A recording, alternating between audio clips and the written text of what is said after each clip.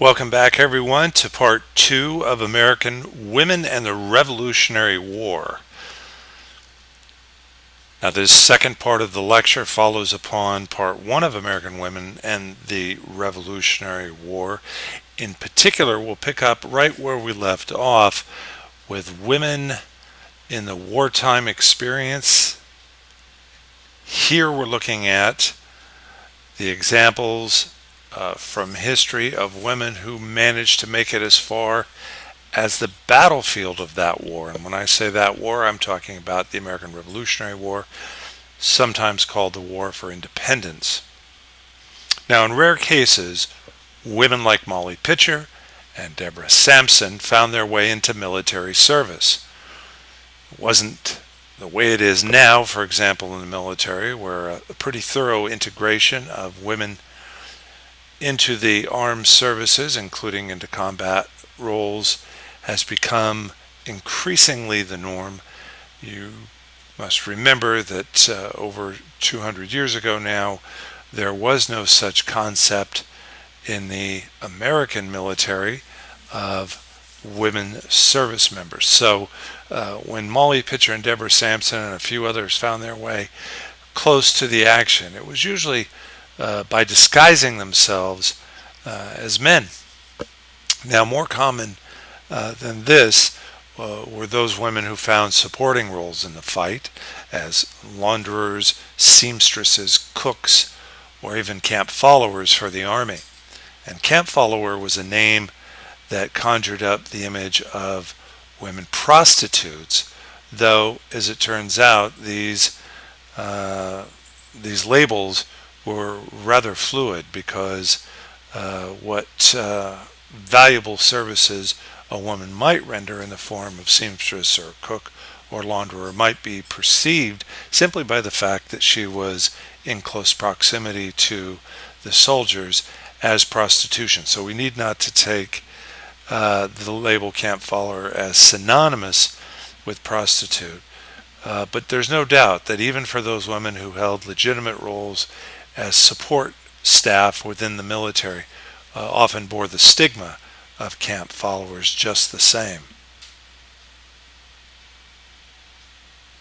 Women were sometimes recruited as spies, both housewives and young girls, recruited by both sides to carry out secret missions of intelligence gathering and assistance, to report on troop movements, leadership changes, equipment shortages, and as we'll see below here, to provide assistance and information to prisoners of war. This is a letter, an excerpt from a letter written by George Washington himself, George Washington, commanding general of the Continental Army at the time, the main fighting force of the Patriot cause. Regarding Elizabeth Bergen, he wrote, an inhabitant of New York. From the testimony of our own escaped officers, it would appear that she has been indefatigable for the relief of the prisoners, wrote Washington, and for the facilitation of their escape. For this conduct she incurred the suspicion of the British and was forced to make her escape under disturbing circumstances. So the rather heroic mission performed by Elizabeth Bergen, a New Yorker, on behalf of prisoners of war now, men who had been imprisoned by the British, in other words, in their service of the Patriot cause.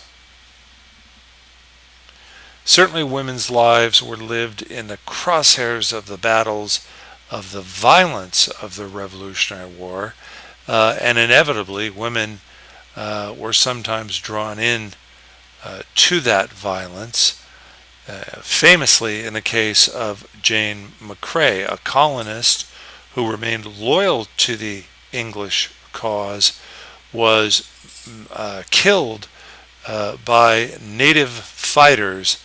It was a complicated patchwork of loyalties between the Patriots, the English, and their various native allies.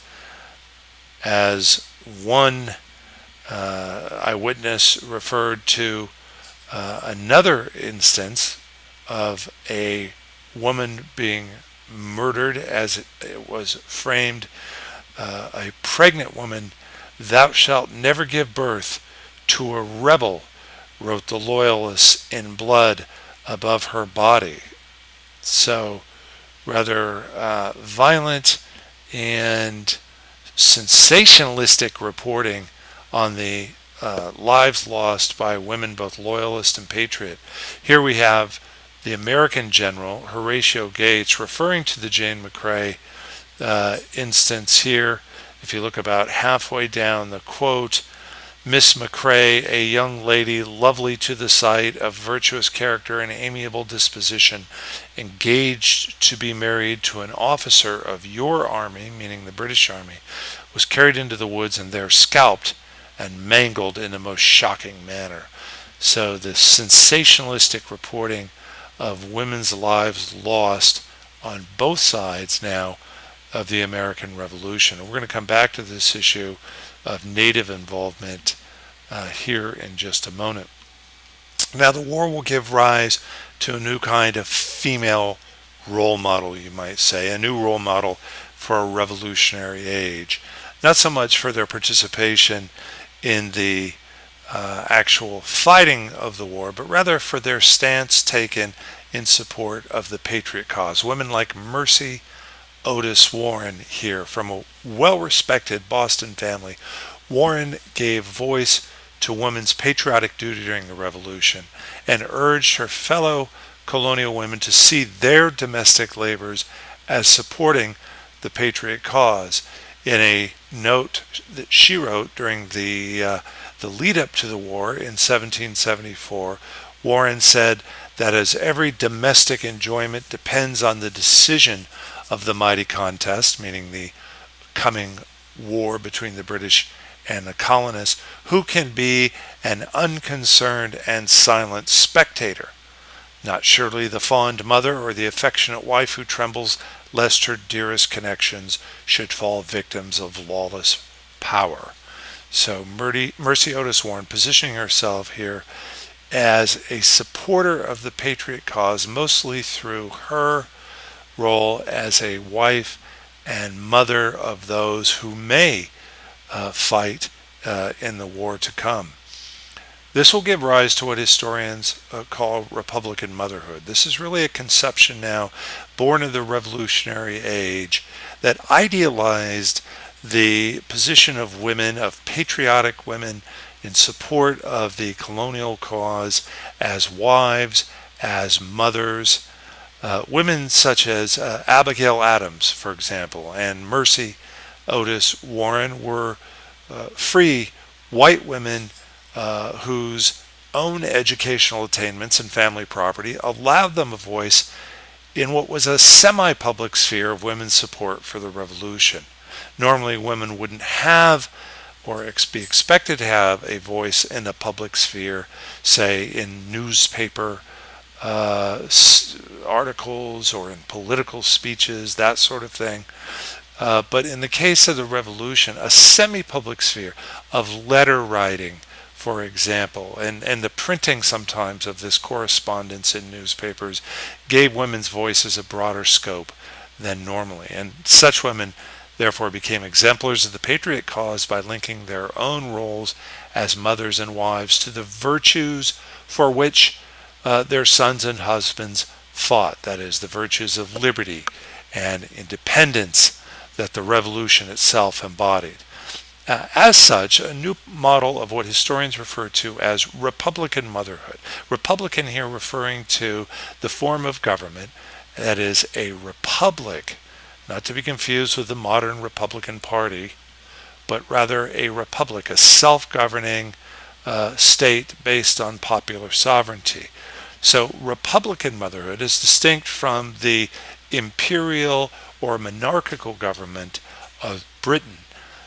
Republican motherhood now in North America would imply that the success of a free and independent society of self-governing people could only be ensured if the proper democratic values and virtues were instilled in children by their parents, so that the children would grow up understanding the fundamental principles of democratic society and life within a republic. And here it is that their mothers in particular were held to have a special mission This implied that free white women would need, therefore, the rudiments of education themselves to carry out the tasks of instilling civil pride and responsible citizenship to their children. They would have to understand the basic rudiments of history, for example, and the basic principles of political economy and a democratic society.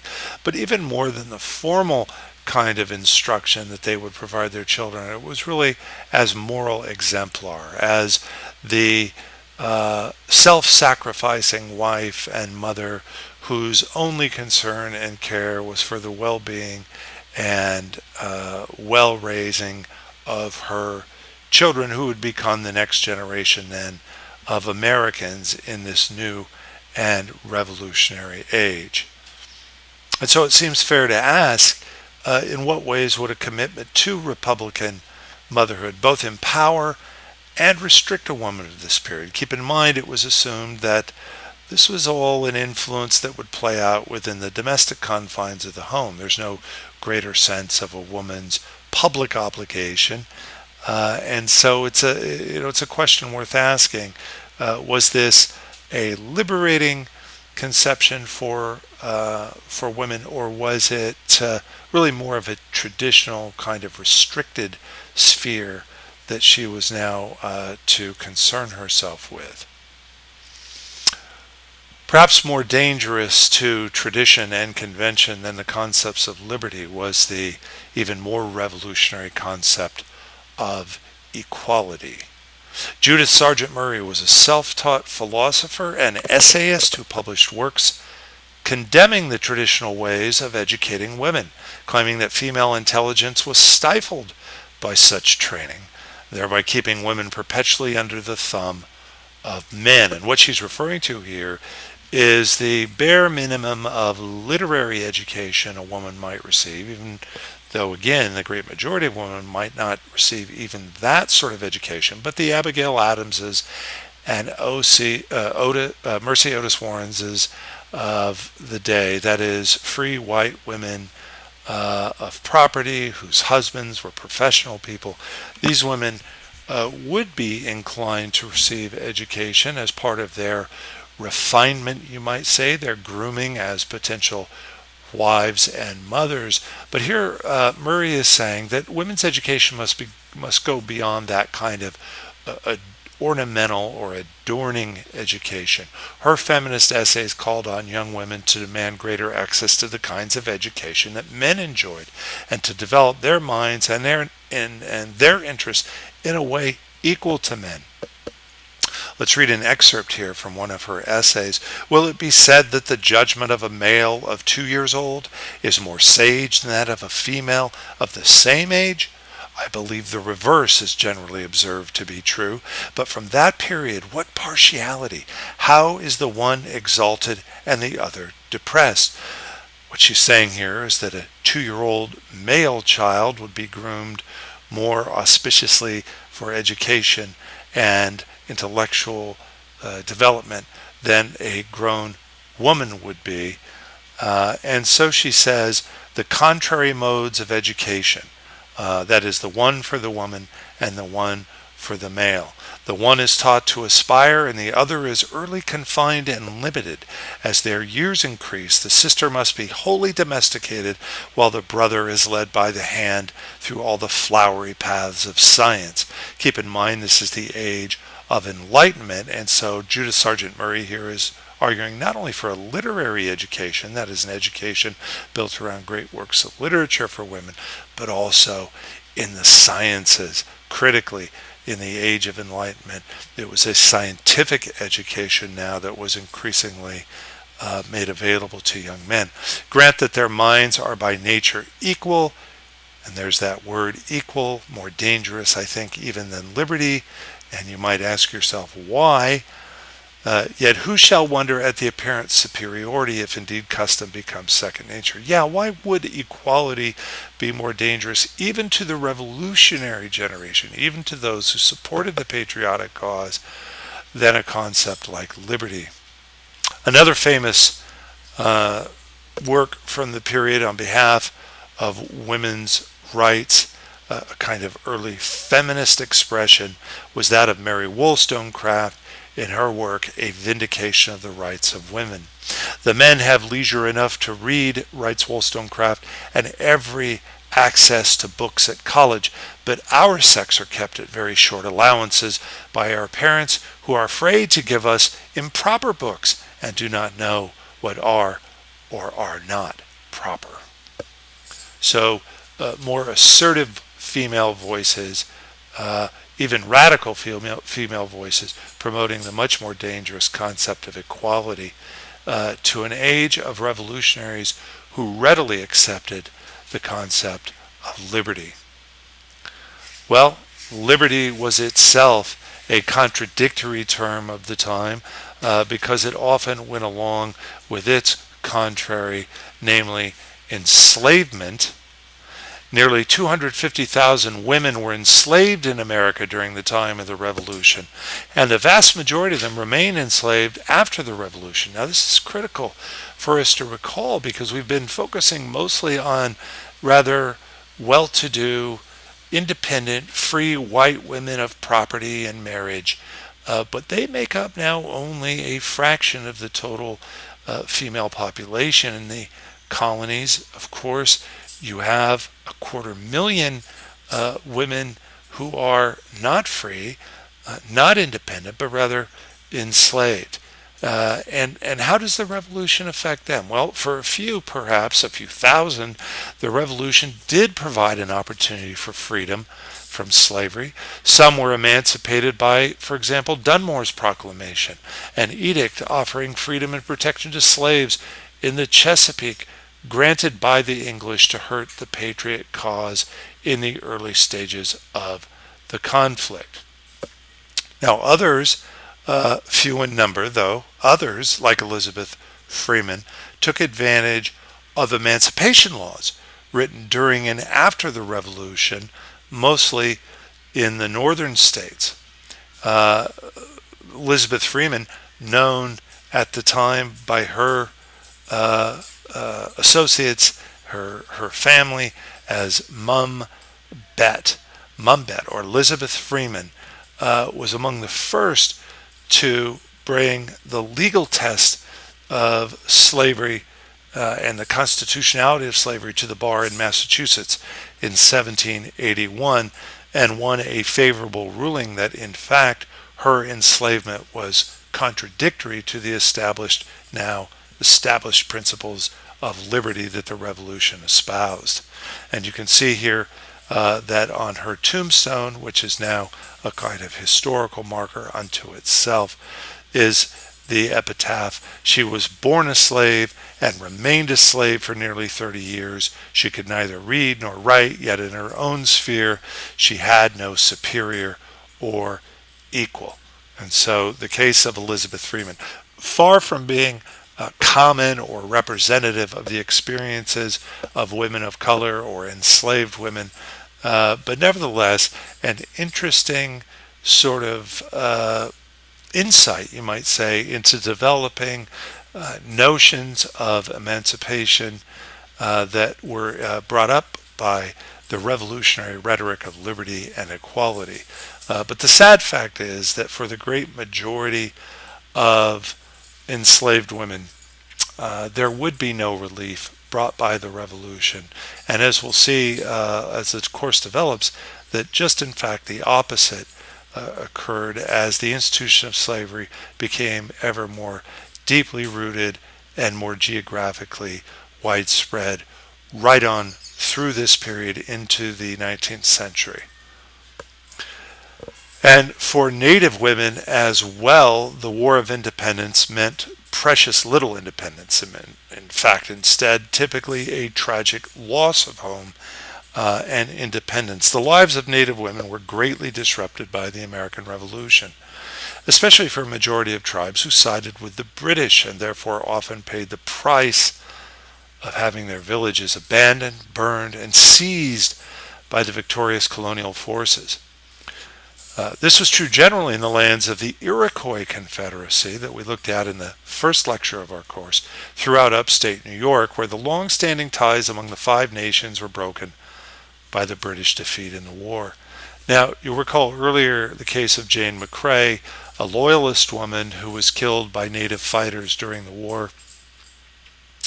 Well, it was that incident and other similar incidents where you had both patriot and in some cases loyalist peoples, white, free peoples being killed in conflict with native peoples that led to a formal policy in the Continental Army under General Washington that no quarter be given to native peoples, no mercy be shown to native villages by the military troops, by the Continental Army.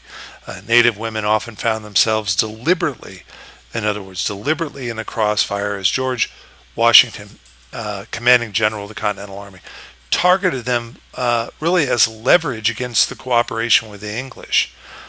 In other words, threatening native people with total annihilation should they cooperate with the English cause.